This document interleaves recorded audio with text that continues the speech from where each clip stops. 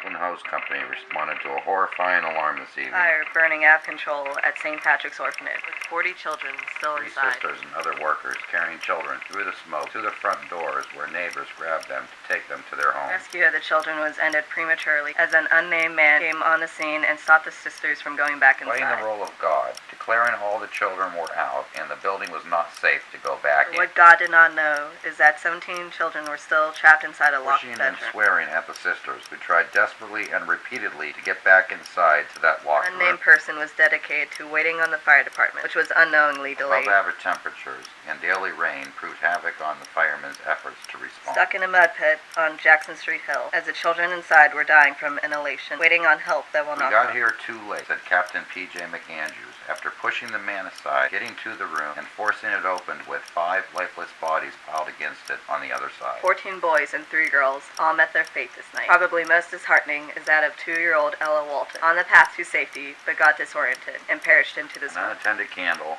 a locked room, an impassable hill, and an unwanted hero was the formula for this disaster.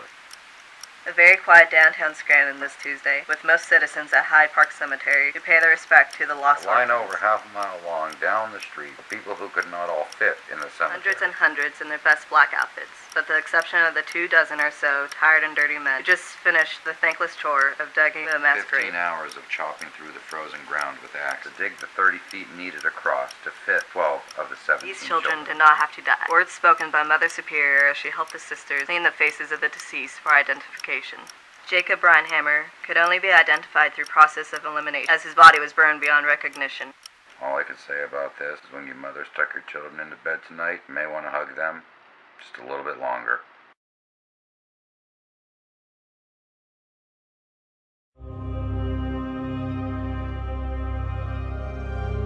The hard pill to swallow about this whole thing is that there were so many issues that lined up against the children that day.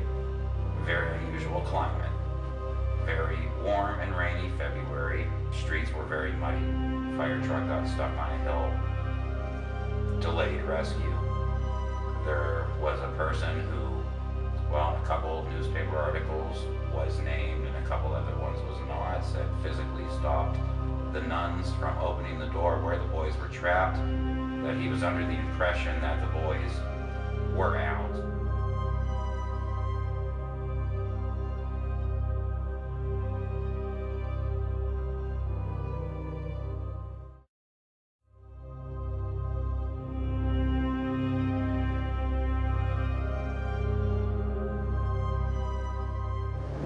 Standing here at St. Patrick's Orphanage, which has been rebuilt out of stone and mortar now, but back in 1881 it was made of solid wood.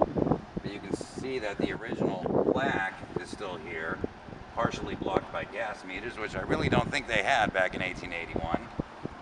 And you can even see, if you look on the other side, they have St. Patrick's, and you can tell that the word orphan asylum was actually chiseled out. And I think the reason for that is because back in 1881, asylum was just used to reference a place of housing, but nowadays people use that to label that people were insane. And these children were not insane, they were not mentally ill. It was just a place for people who either did not have parents or might have had 1 or 2 parents which were unable to care for them.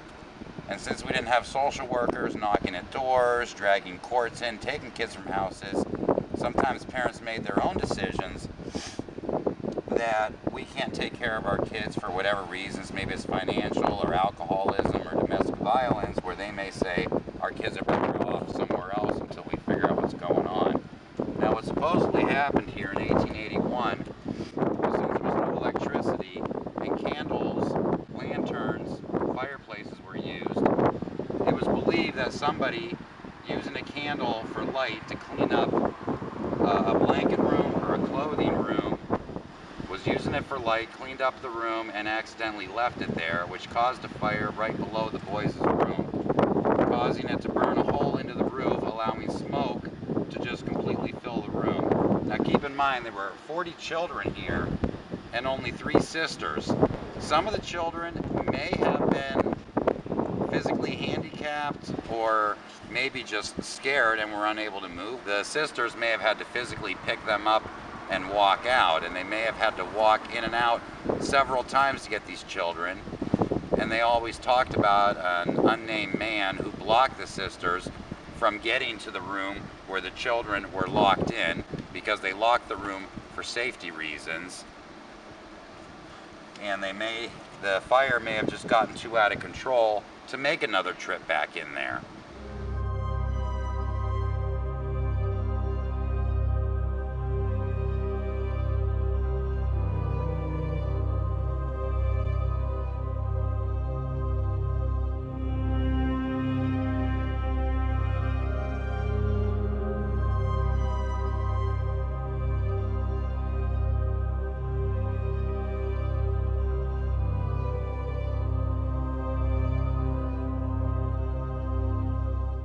I'm talking to Don McKeon, who is the member of the Lackawanna County Historical Society, and we've been talking about the St. Patrick's Orphanage fire of 1881. And what I'm trying to make the people understand here, 140 years ago, big difference in a lot of situations, big difference in the legal situations, the situations with fire and rescue, the orphans of 1881 compared to today. You know, you said some of them actually do have parents. Well, in that time period, it wasn't uncommon for young children to be placed in an orphanage who were technically not orphaned. They had a mother and a father. But due to some difficulties in the family situation, financial or otherwise, where one or both parents couldn't properly take care of the children, they would often place them in an orphanage for a certain period of time. It could be for a few months, it may be for a few years.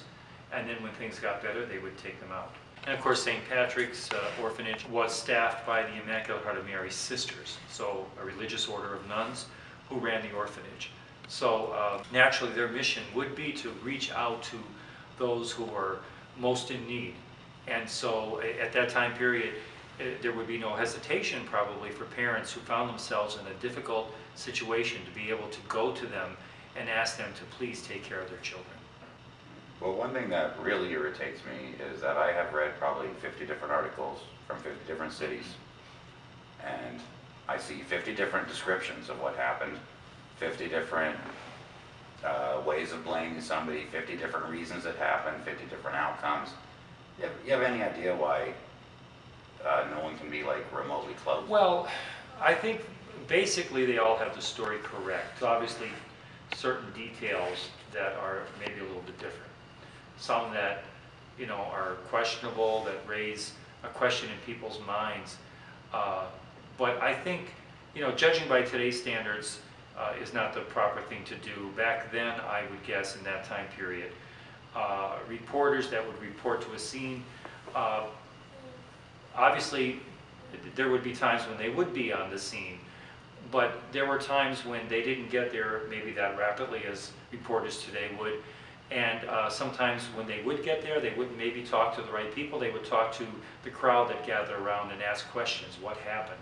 And so they may take as fact what could actually just be hearsay from people who think they know what happened. And so, you know, the reporting itself may not be, and probably was not as accurate as we would expect today. And thinking about being in this room, a lot of people yelling and screaming, trying to find ways out, not being able to see. Very easy for some miscommunication. What rooms have you checked? This room's clear, this room's clear. So all those things that you mentioned are certainly true. In that time period, of course, the roads would not be paved. So you did have dirt roads. And as you mentioned, you know, if it was a rainy night and the roads were muddy, that was going to prohibit the firemen from getting there as quickly as they might otherwise. So all those things, you know, when you add them all up, you know, it's understandable that something like this, the tragedy of this magnitude could happen.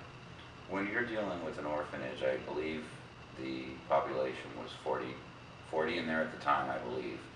23 made it out, 17 did not. Is it possible that a lot of those kids maybe would have needed actually picked up and carried rather than just yelling, "There's a fire, follow me"? Young children who would maybe be just a few years old. Naturally, you know, in the commotion and in the excitement, you know, to think rationally is hard for an adult to do, let alone for a child to do. So, you know, many of them may be running, in a way, helter-skelter, running all over the place, not knowing, you know, where to go, and what to do. And so, and if there was smoke that would, you know, prohibit them from seeing exactly where they had to go, you know, so there could have been, there was just pandemonium. It's no other way to describe it. And so you can imagine that all those things, you know, could have, and did obviously, make it difficult to get all the children out in a safe manner. I think too, in that time period, you know, this was a horrible tragedy, and the community really responded to it. When the funeral was held for all the children, you know, there were a multitude of people from the community that came out, because any time something happens to a child, it's heart-wrenching. And something like this, which killed 17 children, you know, really tugs at your heart. And so, added to that fact of that most of these children were orphans and didn't have anyone really, no family members to mourn for them. And so the community reached out and became their family, and grieved the loss of their life. And so, you know, that's a testament, I think, to the sisters, you know, and the community itself, that really took this tragedy to heart. Well, I'm up here at Cathedral Cemetery in the mass grave of the children that lost their lives at that orphanage fire. We know for a fact that both Ella and Nathaniel Watson were claimed by family members. We believe that there is one more, but out of a list of 17 children, we're not sure which one that is. And the problem with finding information on a situation like this, where it's over a century old, is that anytime you get away from a city like Scranton, people tend to write down just what they think is dramatic. But one question I do have, Ella Watson, the paper said that she was in the line to be escorted out of the facility that was on fire, and she just strayed from the group. Did she stray from the group, or was she looking for her older brother? Is it possible that she could have even made it to the door where the kids were locked in, banging at it, but wasn't big enough to possibly reach the latch, or it could have been locked by key, giving those children maybe some false hope that the door might be opened, and only losing her own life in return? When I first came down to Scranton, this area, I was a little discouraged because it seemed like anybody I talked to that I did not already have a pre-appointment with knew absolutely nothing about the history of the orphanage. But it's clear that there's a lot of people in Scranton that are still well aware of this and are still bonded to these children emotionally and financially. It was just a few years ago that a bunch of people got together to spend a lot of money on the plaque that they put on the St. Patrick's Orphanage. And it was probably just 3 or 4 years ago that someone spent a lot of money on a brand new stone for these kids. So obviously people are still thinking about them. Sister Anitra from the archives department at the college, who declined to be on camera, was very curious to why we'd even come down here from so far away on this issue with the children. I didn't have an answer for her at the time, but I think now I do. It is because at some point in time on March 1st in 1881, all of Scranton was here. And someone stood right where I'm sitting and made a promise to the entire community that the loss of these children will never be forgotten as time goes on. And we can let them know that 133 years later, that promise is still being kept.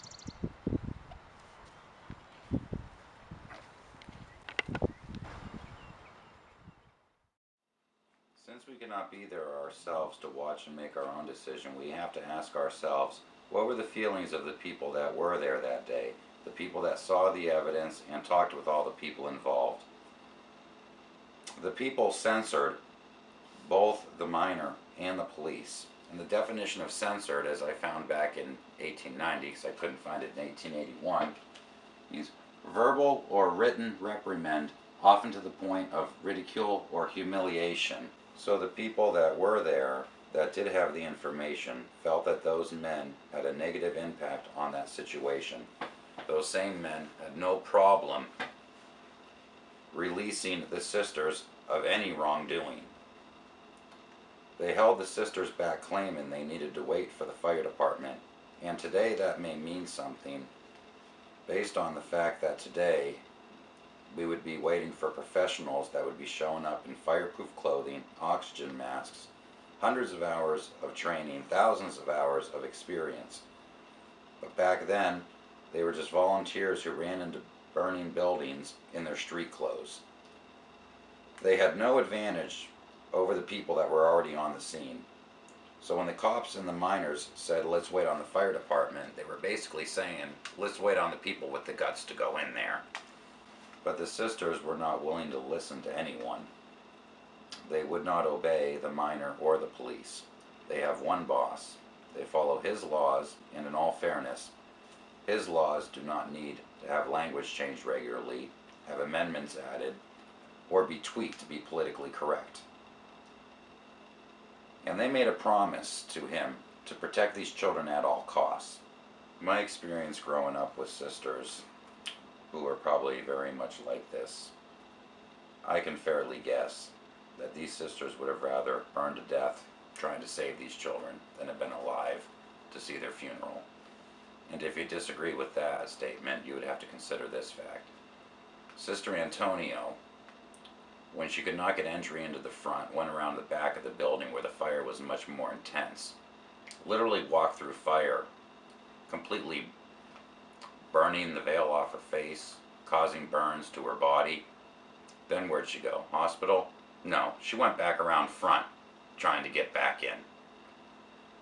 This building could have been a towering inferno, with Satan himself sitting on the front porch, and this woman would have still been fighting her way back in. And why shouldn't she? These were her children. These children either had no parents, or for lack of a more sensitive word, were abandoned by their parents. These sisters were their mothers. Mom's going to know when their children are in danger. And it would be obnoxious for anybody to show up on a scene and say, I know better than you do. One thing that still kind of remains a mystery here is we all know why the boys died. They were all trapped in a room that was locked. But 3 girls died, and we're not exactly sure why.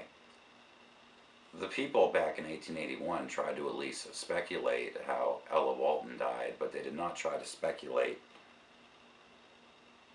how Elizabeth and Anna died.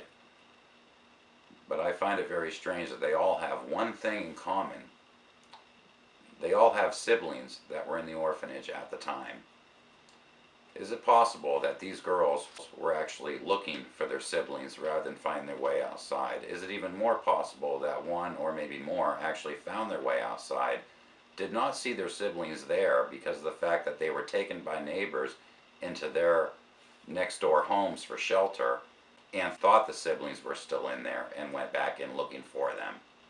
I would like to take a minute to talk about one of the particular children, Ella Walton, 2 years old. And there's 2 reasons that I want to mention her. Number 1 was because she sparked interest with the child psychiatrist, who was also a historian that I talked with, because of the fact that the newspapers say they believe that she was on the path to safety but actually strayed from the group, like she got confused. But a child that young, being that new to an orphanage, and probably recently facing tragedy in the family, she probably did not get disoriented. For her, it would have been her instinct to find her brother. She was thrown into a situation of chaos. She was probably not sure what was going on. All she knew was there was smoke everywhere, there was fire somewhere, there was people panicking, probably screaming, running. For her, her only logical instinct would be find her brother, then everything would be fine. That would be her primary instinct, not necessarily getting outside.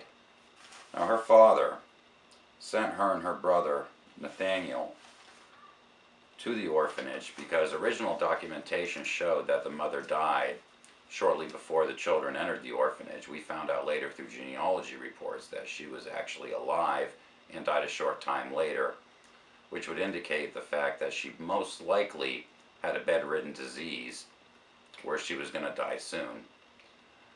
So you have to think that Mr. Walton had to face the idea that he had to put his children in an orphanage, watch his wife die, and then hear about his children dying all within a couple of months. You ask yourself, can one man overcome so much in such a short time? Well, if you want the answer to that, you'll have to stay with us just a little bit longer.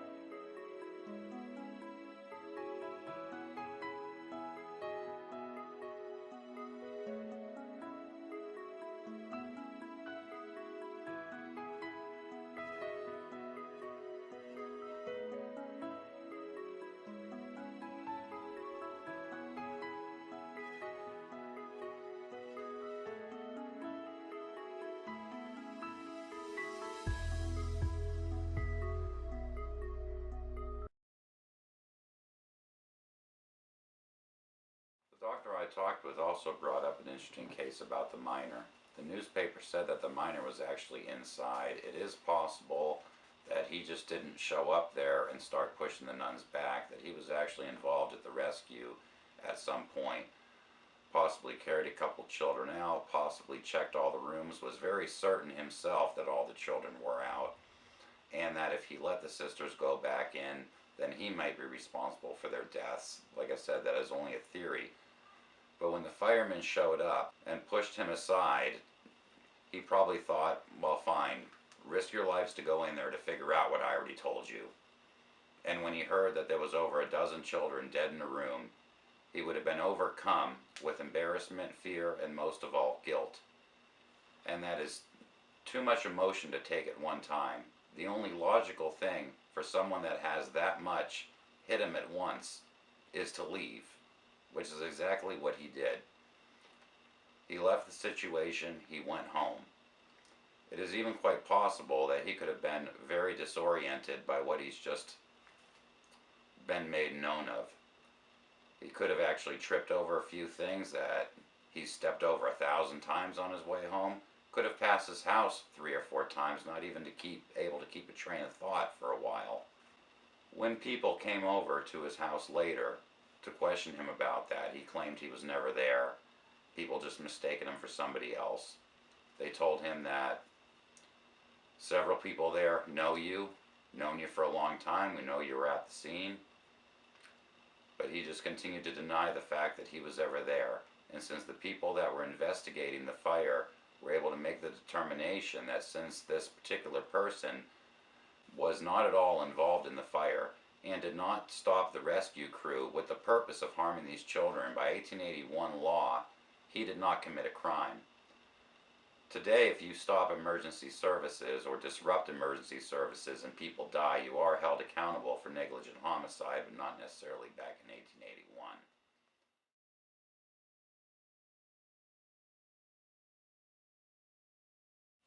When I was talking these issues over with a few people, one person brought up a good point that why didn't the sisters unlock the room immediately? I don't have a good answer for that, but I can tell you that if you're thrown into a situation of panic, sometimes you're not thinking. Maybe the sisters thought that the fire was rather intense under the girls' room and not so much the boys. Probably planned on being back there in a minute anyway. Possibly thought about unlocking the door, but might have had 10 children behind them following with 3 or 4 in their arms. And one thing that I've had to learn about panic is panic and chaos often makes people a lot stronger or move a lot quicker than they ever have, but it does not put people at the mental top of their game. Thought is very disruptive, very hard to concentrate, although strength and speed are greatly accelerated, even if a lot of times, because of a disruption between speed and reaction, people that are actually moving a lot quicker might think they're moving a lot slower. Those 2 or 3 minutes that those nuns may have taken to get most of those children out may have seemed like they lasted for hours. One thing I would like to say about the firemen is I couldn't even imagine what they've gone through that day. You got to keep in mind that today we have people that are professionally trained, not only physically but psychologically. They are made aware that you will face these incidences if you stay in this job long enough. Those are people that are physically and mentally prepared to do the job and are paid to do the job, but back in 1881 they were not. They were butchers, bakers, candlestick makers. They were full-time employees from other places that just did this on their volunteer time because they wanted to help their community, their neighbors. They were most likely not at all prepared to deal with anything like this. Some of them may have never even been in a fire before at all. And even if an incident exactly the same as this was to happen today, the fire department would have grief counselors at their door the next day, wanting to talk about what happened, talk about the idea of possibly ongoing therapy, maybe even medication for a while. But back then, you had none of that. If you needed to stop the nightmares, if you couldn't cope with the things you went through, you had one option: the bottle. A lot of firemen and people in rescue and service and people in rescue services back then often became alcoholics because of that, because they didn't have the help that we have today. One thing that Don at the Scranton Historical Society has talked to me about 2 or 3 times, so I believe he thinks it's important, is that I understood how orphanages back then worked. Being familiar with the modern day foster care system, this was very hard to wrap my mind around, but orphanages back then weren't just for kids that didn't have parents. They were for people whose lives had been inconvenienced to the point where they need to drop their children off for a short time. It could be death of family members with no one to take care of their children, or something as simple as maybe a storm caused damage to their house, which could take a month or 2 to fix. They might drop them off then. I guess it's a lot easier to drop your kids off at a place like that when it's run by priests and nuns who actually care for, protect, and educate the children. Especially when this day and age we hear about the horrors that surround the foster care system and how only a very small percentage of people in that system are actually doing it to help children out. In short, around that time, and probably not even very long ago, there was no such thing as a foster care system. There was just orphanages nationwide run by priests and nuns. And by the sounds of it, they really made a joke out of the modern day foster care system.